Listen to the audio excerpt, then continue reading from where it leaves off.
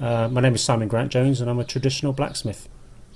I really stumbled on the tool making almost by accident.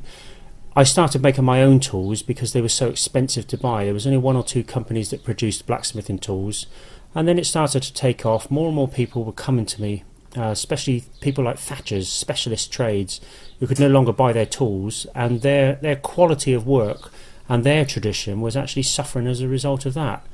And they were so passionate about their trade and actually getting the right tool for the job. They would borrow tools, they would get people to send tools to me from all over the country so I could copy them and then make several copies and sell on to other thatchers.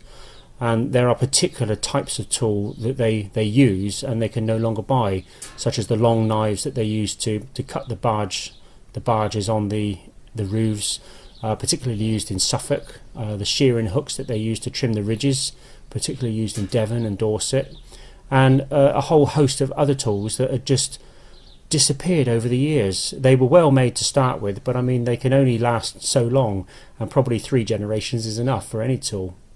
But the work that I do, especially when I work on an old project, I'm restoring something, I can almost feel myself standing in the shoes of the old time craftsmen. I can see the way that they worked, and I'll start to look at the piece and I'll think, oh, he's measured that at 2 inches and then drawn that out to that. You can start to appreciate what was going through their mind when they were doing these jobs.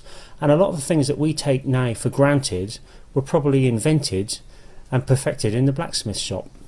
We're sat in my forge now. I'm actually sat on my anvil, which is my favourite place to come and collect my thoughts. If ever I feel depressed, or if ever I've got a big decision to make or something that I'm not sure about how to do, I always come down to the forge. I can sit here at the end of the day and I know it's been such a noisy place to work.